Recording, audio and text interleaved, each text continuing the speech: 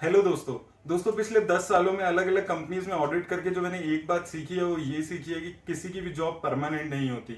अगर आज मैं किसी 25 से 30 साल के व्यक्ति से बात करता हूँ और उससे पूछता हूँ कि यार रिटायरमेंट के लिए कोई प्लानिंग कर रहे हो क्या, तो वो मुझे बोलते हैं कि यार अभी तो बहुत टाइम है रिटायरमेंट में, अभी मैंने कोई प्लानिंग नहीं शुरू की। लेकिन बिलीव मी दोस्तों, अगर आप एक प्राइवेट सेक्टर में जॉब करते हैं तो आपको नहीं पता कि आपकी रिटायरमेंट कब होगी। 25 क्या 45 या 50 साल की उम्र में भी आपको जॉब से निकाल सकते हैं और उस उम्र में आपको जॉब मिलेगी इसकी कोई गारंटी नहीं है। लेकिन अगर आज मैं आपको कहता हूं कि अगर आप सिर्फ 5,000 रुपये हर महीने बचाएंगे और आप उससे 1 करोड़ रुपए भी जमा कर सकते हैं तो शायद आप मेरी बात पे यकीन ना करें।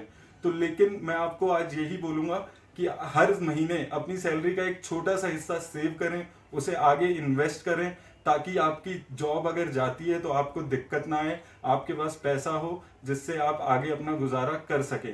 इस चैनल पे मैं आपको इन्वेस्टमेंट के अलग अलग तरीके बता रहा हूं, तो आप मेरे चैनल को सब्सक्राइब करें ताकि आपको पता हो कि आपको कहां कैसे इन्वेस्ट करना है। हेलो दोस्तों आज मैं आप लोगों को बताऊंगा लार्ज कैप म्यूचुअल फंड्स के बारे में। ये वो फंड्स होते हैं जो इक्विटी में सबसे कम रिस्क वाले फंड्स माने जाते हैं।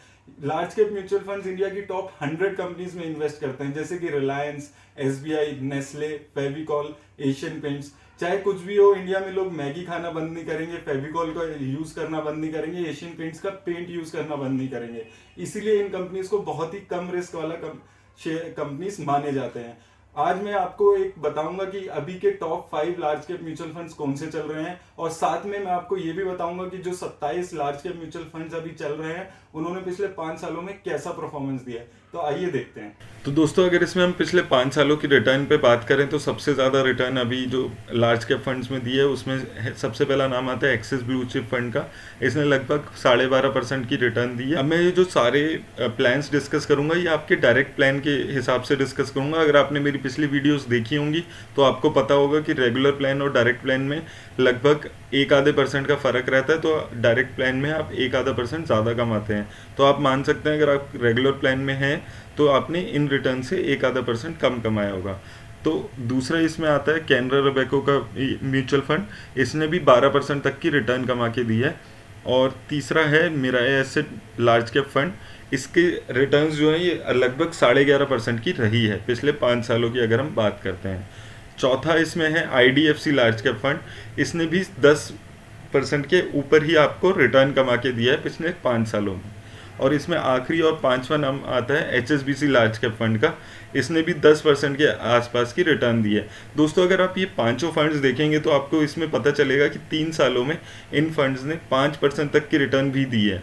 लेकिन जहां ये अवधि 5 साल की हो जाती है तो ये लगभग 10% से ऊपर की ही सब रिटर्न दे रहे हैं। इसलिए हमेशा बोला जाता है कि अगर आप large cap equity mutual fund में इन्वेस्ट कर रहे हैं तो लगभग लंबे टाइम के लिए इन्वेस्ट करें। इससे आपकी जो मार्केट की शॉर्ट टर्म की वॉलेटिलिटी होती है उससे आप बचते हैं और अच्छा रिटर्न इसमें कमा के देते हैं। तो अगर आप शुरुआत कर रहे हैं तो आप large cap equity mutual fund से शुरुआत कर सकते हैं इक्विटी में इन्वेस्ट करने से। मैंने एक छोटा सा एनालिसिस किया है आपके लिए लार्ज कैप म्यूचुअल फंड्स का जो डायरेक्ट लाइन में अभी अवेलेबल है। तो टोटल 27 म्यूचुअल फंड्स में से आप देख सकते हैं लगभग 22 म्यूचुअल फंड्स ने 7% से आपको ऊपर रिटर्न कमा के दिया है 5 सालों में। यानी कि जो आपका एफडी है उससे ज़्यादा का रिटर्न कमा के दिया है।